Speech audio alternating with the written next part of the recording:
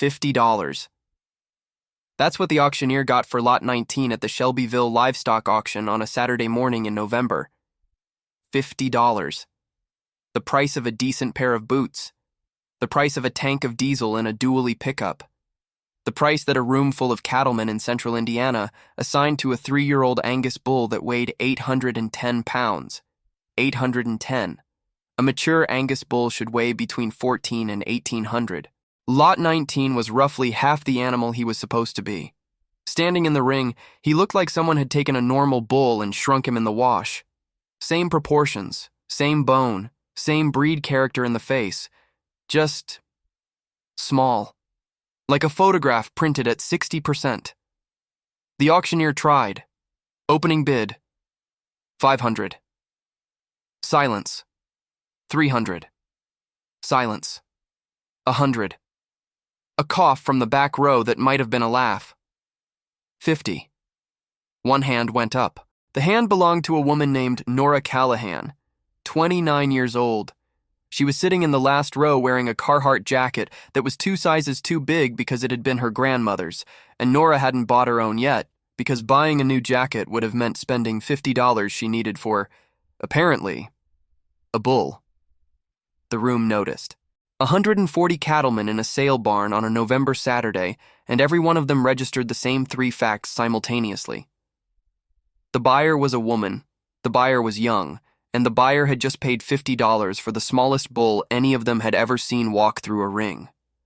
A man named Curtis Webb, sitting in the 3rd row, 62 years old, ran 800 Angus cows in Shelby County, served on the state cattlemen's board, turned to the man beside him and said, "That girl just bought a dog." The man beside him laughed. Curtis didn't. He wasn't being mean, he was being accurate. By every measure that the commercial cattle industry uses to evaluate a bull, frame score, weight, visual presence, EPD projections, Lot 19 was worthless. Not below average, below the floor. The kind of animal that serious operations cull at weaning and send to the sale barn before he wastes another pound of feed. Nora loaded the bull into a borrowed trailer and drove 14 miles to her grandmother's property outside of Morristown in Shelby County. 41 acres. A small white house with a porch that sagged on the east side. A barn that needed paint. 3 fences that needed wire. And 12 cows that Nora had bought over the previous 18 months. 1 or 2 at a time, from dispersal sales and neighbors who were selling out, as she tried to build something from nothing on ground that her grandmother Pauline had left her when she died in 2022. Nora was not from cattle. That was the thing the auction barn understood immediately and completely. She'd grown up in Indianapolis. Her mother was a nurse. Her father sold insurance. The closest Nora had been to a cow before Pauline died was the dairy section at the grocery store.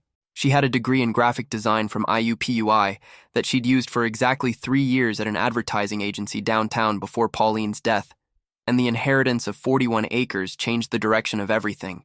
Pauline had kept cattle on this ground for 40 years. Small operation, never more than 15 cows, a lifestyle herd that paid for itself most years and cost money the rest. When Pauline died at 87, the cattle were sold at auction, and the property sat empty for 6 months while Nora decided whether to sell it or move on to it. She moved on to it. Not because she knew anything about farming, because Pauline had told her once, sitting on that sagging porch drinking sweet tea on a July evening when Nora was 23 and visiting for the weekend. "This ground doesn't belong to me, Nora. I just take care of it until somebody else does. If you ever need a place to stand, this is it." Nora needed a place to stand. The advertising agency had laid her off in 23. The apartment lease was up. The savings were thin. And 41 acres of Shelby County farmland with a house and a barn, and the memory of a grandmother who smelled like lavender and hay was pulling harder than anything Indianapolis had to offer. She moved in September of 22, bought her first 2 cows in January of 23, learned to feed them by watching YouTube videos at midnight, learned to check fence by walking it until her boots wore through, learned to call the vet by calling the vet too often and being told half the time that what she was worried about was normal and the other half that she was right to call. She made mistakes, fed too much hay in the first winter, Bought a cow at auction that turned out to be open, and stayed open because she was 12 years old and nobody told Nora to check teeth before bidding. Lost a calf in the spring because she didn't know the signs of dystocia until the vet arrived too late and taught her what to look for next time by showing her what she'd missed this time. Each mistake cost money she didn't have. Each mistake taught her something the cattlemen in the sale barn had learned from their fathers and their fathers' fathers and didn't realize was knowledge because it felt like air. Invisible, constant, and only noticed when it's not there. By November, Nora had 12 cows. She needed a bull. A good registered bull cost $3,000 to $8,000. Nora had $400 in the checking account and a graphic design client in Indianapolis who owed her $300 for a logo that was 2 weeks overdue. So she went to the Shelbyville auction with $50 and bought the only animal in the barn that was priced for her budget. The bull's name, when Nora named him, which she did immediately because Nora named everything including the fence posts, was Nickel. Because he cost almost nothing, and she thought the name was funny and nobody was around to tell her that cattlemen don't typically name their bulls after coins. Nickel was small. There was no arguing with that. 810 pounds at 3 years old put him in the bottom 1% of Angus bulls nationally. His frame score was a 3. The breed average was 6. He was the kind of bull that geneticists call a negative outlier, so far from the mean that he barely qualifies as a data point. But Nora didn't know about frame scores, didn't know about EPDs, didn't know that the cattle industry had spent 40 years breeding bigger, taller, heavier animals because the market paid by the pound and more pounds meant more dollars, and the logic was so obvious that nobody questioned it. She knew one thing. Nickel was calm. She noticed it when she unloaded him. He walked off the trailer and stood in the yard and looked at her with an expression that she'd later described to her friend Megan as politely interested, not scared, not aggressive, not the wide-eyed stress response that most auction bulls show after being loaded, hauled, and unloaded into a new environment. Just standing there, assessing, the way a person stands in a new room and takes a moment before deciding where to sit. He let Nora approach him on day 1, let her touch his face on day 2. By day 5, he followed her to the hay ring the way a dog follows a person who feeds it. Not desperate, just present. The calmest animal Nora had ever been around, which was admittedly a small sample size, but the observation was accurate regardless. She turned Nickel out with the 12 cows in December. Didn't think about breeding schedules or heat synchronization or any of the protocols that commercial operations use. Just opened the gate and let him in. Curtis Webb drove past Nora's place on his way to his own operation every morning. He saw the bull in the pasture with the cows, saw the size of him next to the cows, which were themselves small. Nora's budget herd of auction purchases that nobody else wanted. Small cows with a small bull on a small farm, run by a woman who didn't know what she was doing. Curtis shook his head every morning. The same headshake, the same conclusion. Spring came, calving season. And Nora discovered something that Curtis Webb's 800 cows and 40 years of experience had never taught him, because Curtis had never been in a position to learn it. Every one of Nora's 12 cows calved unassisted. Every single one. No dystocia, no pulled calves, no vet calls at 2 a.m., no chains, no calf jack. 12 cows, 12 calves, 12 deliveries that happened in the pasture between midnight and dawn, while Nora slept in the house and didn't know they'd happened until she walked out with her coffee and counted heads. The calves were small, 55 to 62 pounds at birth. Curtis Webb's calves averaged 80 to 90 pounds, which meant more weaning weight, which meant more money, but also meant a 15% assisted calving rate, which meant vet bills and lost calves and sleepless nights and the occasional cow that died because the calf was too big to deliver. Nora didn't know about assisted calving rates because she'd never experienced one. Her bull was small, her cows were small, the calves came out the size that small cows can deliver without help. The biology was simple, the economics were not. Nora called Dr. Teresa Walsh, the large animal vet in Shelbyville who'd been patiently teaching Nora the cattle business one phone call at a time. Teresa, all 12 calved on their own. Is that normal? Teresa was quiet for a moment. On your cows? With that bull? Yes, it's normal. Your bull is under 900 pounds. His calves are proportionally small. Small calves come out easier. It's basic geometry. The calf has to fit through the pelvis.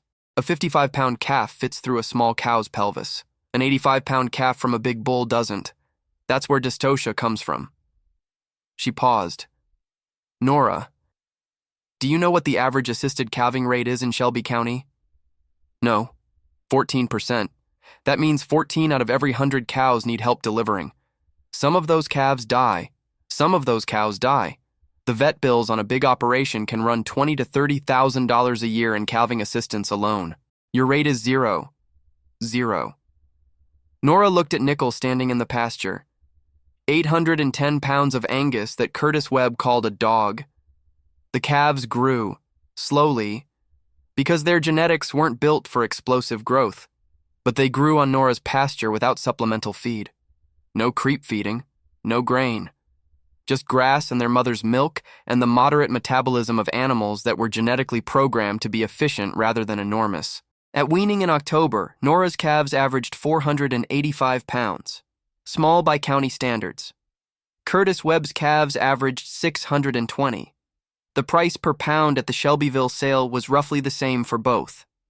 Nora's calves brought less per head because they weighed less, but Teresa helped Nora do math that the sale barn doesn't do.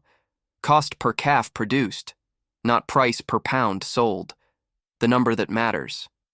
Curtis Webb's operation, 800 cows, multiple bulls, full-time employees, equipment, facilities, vet bills, assisted calvings, dead calves, dead cows, supplemental feed, creep feeding, mineral programs, pharmaceutical protocols. His cost to produce one weaned calf, roughly $840. Nora's operation, 12 cows, 1 bull, no employees, no equipment beyond what Pauline left in the barn, 0 vet bills for calving, 0 dead calves, 0 dead cows, no supplemental feed, no creep feeding. Her cost to produce 1 weaned calf, roughly $310. The margin per calf, the difference between cost and sale price, was higher on Nora's $500 calves than on Curtis's $700 calves, because Nora's cost was a third of Curtis's cost. The $50 bull was producing more profit per calf than the $5,000 bulls.